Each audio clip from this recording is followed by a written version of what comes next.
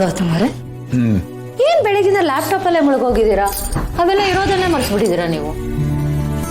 ಇಲ್ಲ, ಅದು ಈ ಕಡ್ಡಿ ಆಡಿಸೋದು ಅಂತಾರೆ ಗೊತ್ತಾ? ಅಂದರೆ ಈ ಮಿಡ್ಲ್ ಮ್ಯಾನ್ಗಳಿರ್ತಾರಲ್ಲ, ಅವರೇ ಜಾಸ್ತಿ ದುಡ್ಡು ಮಾಡ್ತಾ ಇದ್ದಾರೆ. ಈಗ ಬೆಳೆಯೋನು ಕಷ್ಟಪಡ್ತಾನೆ, ತಿನ್ನೋನು ದುಡ್ಡು ಕೊಡ್ತಾನೆ. ಆದರೆ ಈ ಮಧ್ಯೆ ಇರೋರು ಮಾತ್ರ ಸುಮ್ಮನೆ ಕೂತ್ಕೊಂಡು ಲಾಭ ಮಾಡ್ತಾರೆ. ಓಕೆ, ಅಂದರೆ ಒಂದು ಆ್ಯಪ್ ಡೆವಲಪ್ ಮಾಡೋಣ ಅಂತಿದ್ದೀನಿ. ಏನಂದರೆ ರೈತ ನಾನು ಇದನ್ನು ಬೆಳೆದಿದ್ದೀನಿ ಅಂತ ಇಲ್ಲಿ ಹಾಕಬೇಕು. ಯಾರಿಗೇನು ಬೇಕೋ ಅವರು ಅದನ್ನು ಇಲ್ಲಿ ಬುಕ್ ಮಾಡ್ತಾರೆ.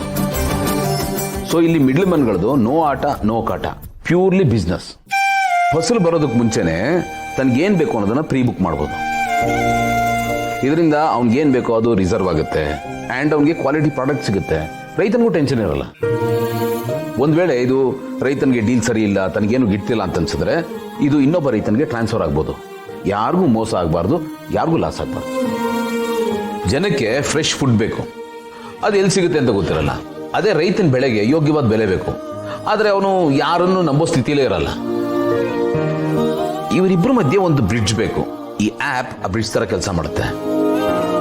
ಇದು ಅಂತಿಂತ ಬ್ರಿಡ್ಜ್ ಅಲ್ಲ ಭೂಮಿಕಾ, ರೈತನ ಹಣೆ ಬರಾನೇ ಬದಲಾಯಿಸುವಂಥ ಬ್ರಿಡ್ಜ್. ಪಾಪ ಬಂಗಾರದಂಥ ಬೆಳೆ ಬೆಳೆದು ಮಣ್ಣು ತಿನ್ನೋ ಹಾಗಾಗಿದೆ ರೈತನ ಬಾಳು. ಅವನ ಗೋಲ್ನ ಯಾರೂ ಕೇಳೋರಿಲ್ಲ. ಬರೀ ಸಬ್ಸಿಡಿ ಕೊಟ್ಟು ಸಾಲ ಮನ್ನಾ ಮಾಡಿದ್ರೆ ಏನು ಪ್ರಯೋಜನ ಇಲ್ಲ. ಅವನು ಬೆಳೆದ ಬೆಳೆಗೆ ನ್ಯಾಯವಾದ ಬೆಲೆ ಸಿಗಬೇಕು. ಆಗ ಕೃಷಿಗೆ ಒಂದು ಬೆಲೆ ಬರುತ್ತೆ. ಅದೊಂದು ದೊಡ್ಡ ಬಿಸ್ನೆಸ್ ಅಂತ ಅನ್ನಿಸ್ಕೊಳ್ಳುತ್ತೆ. ಪ್ರಾಫಿಟಬಲ್ ಬಿಸ್ನೆಸ್ ಆಗುತ್ತೆ. ಅವನು ವಲಸೆ ಹೋಗೋದು ತಪ್ಪುತ್ತೆ. ತಾನು ಹುಟ್ಟಿದ ನೆಲದಲ್ಲಿ ಗಟ್ಟಿಯಾಗಿ ನಿಲ್ಲೋ ಥರ ಆಗುತ್ತೆ. ಅವನೊಬ್ಬ ಸ್ಟೇಬಲ್ ಆದರೆ ನಮ್ಮ ಇಡೀ ಸಿಸ್ಟಮ್ ಸ್ಟೇಬಲ್ ಆಗುತ್ತೆ. ಇದು ಇದರಿಂದಿರೋ ಉದ್ದೇಶ. ಗೌತಮ್ ಅವರೇ, ನೀವು ನಮ್ಮ ಕಮ್ಯುನಿಟಿ ಅವ್ರ ತರ ಅಂದ್ರೆ ಮಿಡಿಲ್ ಕ್ಲಾಸ್ನವ್ರ ತರ ಮಾತಾಡ್ತಿದ್ರಲ್ಲ, ಕೇಳಕ್ಕೆ ಖುಷಿಯಾಗಿದೆ. ಎಲ್ಲ ತಮ್ಮ ಕೃಪೆ ಮೇಡಮ್. ನಿಮ್ಮ ಸಹವಾಸದಿಂದ ಸಿಕ್ಕಿರೋ ಜ್ಞಾನೋದಯ ಇದೆ. ನಾನು ಈ ಮಿಡಿಲ್ ಕ್ಲಾಸ್ ಲೈಫ್ನ ಲೀಡ್ ಮಾಡಿದ್ದೀನಲ್ಲ, ಅವ್ರ ಚಿಂತೆ, ಆಸೆ, ಆತಂಕ ಏನು ಅಂತ ನಂಗೆ ಚೆನ್ನಾಗಿ ಗೊತ್ತು. ಒಂದು ಮನೆ, ಇನ್ನೊಂದು ಮಕ್ಕಳು ಚೆನ್ನಾಗಿರ್ಬೇಕು, ಮೂರನೇದು ಎಲ್ಲರ ಆರೋಗ್ಯನೂ ಸರಿಯಾಗಿರ್ಬೇಕು. ಅಷ್ಟೇ ಅವ್ರ ಕನಸು. ಅವನಿಗೆ 6ಕ್ಕೆ ಏರೋ ಆಸೆ, 3ಕ್ಕೆ ಬಿದ್ದುಬಿಟ್ರೇನೋ ಭಯ.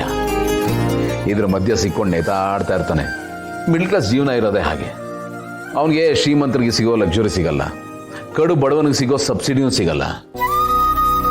ಅವನು ಸಿಸ್ಟಮಲ್ಲಿ ಒಂಥರ ಈ ಮಧ್ಯದಲ್ಲಿ ಸಿಕ್ಕಾಕೊಂಡಿರೋ ಕಬ್ಬಿನ ಜಲ್ಲೆ ಥರ. ಈ ಸಿಸ್ಟಮು ಅವನ್ನ ಚಾಲಾಡ್ಬಿಡುತ್ತೆ, ಹಿಂಡಿ ಹಿಪ್ಪೆ ಮಾಡಿಬಿಡುತ್ತೆ. ಅವನ ಜೀವನನೇ ಪಾಪ ಒಂಥರ ಹೋರಾಟ ಆಗ್ಬಿಟ್ಟಿದೆ.